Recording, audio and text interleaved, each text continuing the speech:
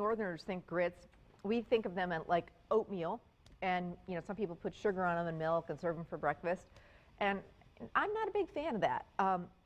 If you've ever had grits the Southern way, a little bacon, a little cheese, a little butter, oh yeah, now we're talking.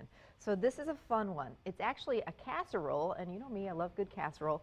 So this is a side dish. It'd be perfect with grilled chicken or pork, or even just burgers. It's a fun, different side dish. I think we all get into that recipe rut where we're making a lot of potatoes. I know we eat a ton of potatoes and a ton of rice in my house, so it's fun sometimes to switch it up. So this is a good one. We're making cheesy bacon jalapeno grits, and they are just delicious. And it's cheap to make too. So the first thing we do is we've got some water boiling, 4 cups of water. I'm going to do a pinch of salt, and we're going to use the quick cooking grits. And Ann has already measured out here, and you want to make sure you can get the quick cooking grits, 1 cup of grits. All right, so I'm going to get that in here. And these are going to cook in about 5 minutes. Just kind of let them do their thing. And I'm going to get to work on some of the rest of the recipe. My grandmother, believe it or not, actually grew up in the South. And she grew up in Alabama. And so I used to hang out. This is the other, not Mimi, who I've talked about on the show a lot, but this is my other grandmother. And so actually, she did some really delicious Southern cooking. And I remember for breakfast in the morning, we'd have grits. Sometimes we'd have scrambled eggs, bacon, and grits. And she just would put butter and salt and pepper, and I just remember them being a delicious, great side dish. So I grew up with grits and ham and a little bit of Southern cooking. So I really get excited about it. So while the grits are doing their thing, we're going to start getting to work on some of the rest of the recipe. I've got a jalapeno pepper or 2. Just depends how spicy you want them. And if you don't want these spicy, you can leave out the jalapenos altogether. Grits don't have a lot of flavor. They're a little bit bland. So we're going to do 2 jalapeno peppers. And the thing with these, they're not that hot anymore. They're not as hot as they used to be. It seems like they've tamed them down a little bit. So, and especially, we're not going to use the seeds or the ribs. So this is just going to add just a little bit of heat and some great flavor. You could certainly leave these out altogether, or if you wanted, you could do a little bit of finely diced red and green pepper just to give it a little color and a little more flavor without any heat.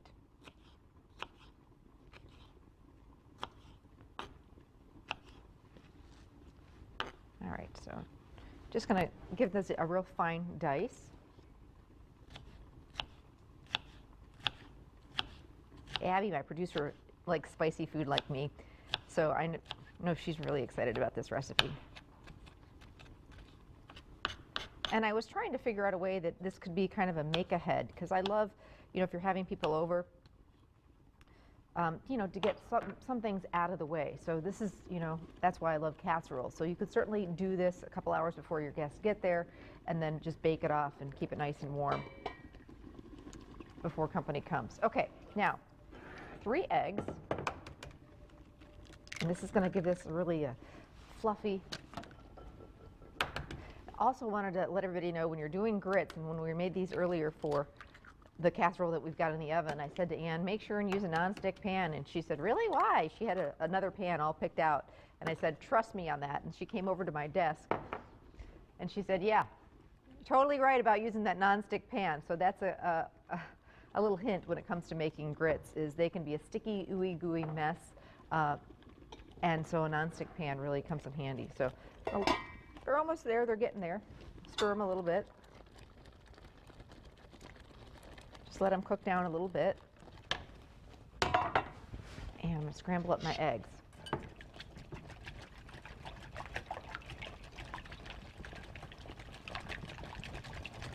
I've always wanted to, and I've been to New Orleans, and I've eaten my way around New Orleans, but I've been to Florida and Texas, but I've never really been to the deep South and had some of that,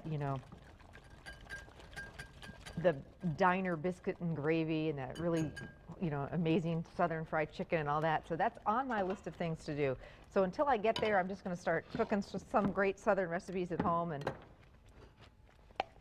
do what I can to get that Southern taste in my kitchen. All right, I'm spraying a casserole dish because we all know how important that is. And we're actually going to start assembling this baby. I'm going to pull it off the heat. And you notice we've got a little bit of butter here, like a whole stick of it. You could certainly cut back on the butter if you wanted to, and just do a couple tablespoons or even a tablespoon, but this is how they do it down south. Or at my house. Or Ann says at her house. And it's not like we're going to eat the whole big casserole of this. This is going to serve several people. It's going to be really rich and delicious. So in goes our butter. Endorsed by Bucky. And now we've got some bacon. You could certainly fry up some bacon, but we're going to cheat a little bit, take a shortcut, and just use some already pre-cooked crumbled bacon. About 6 to 8 strips of bacon. So if you're making bacon on a Sunday, and you know, why not make a couple extra pieces and turn it into this side dish later in the week. 1 can of green chilies. This is going to add some great flavor. Love green chilies, but doesn't add heat, so don't worry about that. These kind of look like diced up jalapeno peppers, but they're not spicy, and I happen to love green chilies.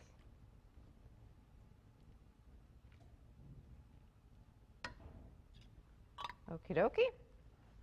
In goes our jalapeno peppers.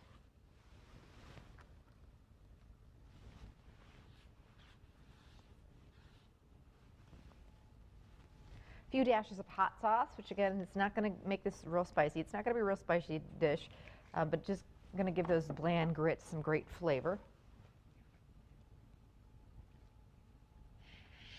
Now I'm going to do something that you don't have to do, but it always makes me just a little bit nervous to add uncooked eggs to this warm mixture. I don't want to end up with scrambled eggs, so what I'm going to do is what the fancy word for it is kind of temper the eggs. So I'm going to take a little bit of this warm mixture, the grit mixture, put it in with the eggs, and that's going to warm up the egg mixture, and then we're going to go back in here.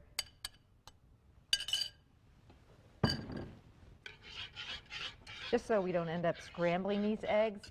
We didn't want these eggs to be part of the casserole and keep it really nice and fluffy.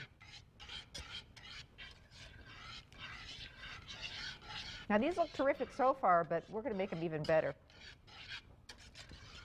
Garlic salt, which is something that I grew up with at home. My southern grandmother always had, both my grandmothers had garlic salt in the pantry at all times. You know, people didn't hassle with fresh garlic back in the day, so garlic salt is just and still to this day, it's something you're probably my go-to seasoning. I've always got it in my pantry. It's just really delicious stuff, and it gives that great garlic flavor. And now in goes our cheese. We're using a sharp cheddar cheese, and I like to do it about a handful at a time in here.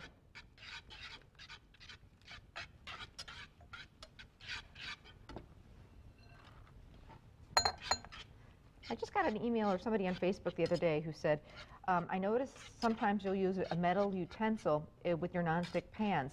And nonstick pans have come a long way. Now, over the last couple of years, some of the pans that they've come out with, and what makes them so wonderful is they don't have that Teflon coating that you worry about scraping it off using metal utensils. These pans are actually meant, and they'll say on the box, and that's why we love them, that you can use metal utensils with them, so you don't have to get a whole another set of utensils, which is really nice. All right. We'll save a little bit of cheese to sprinkle on the top. Abby, are you drooling back there?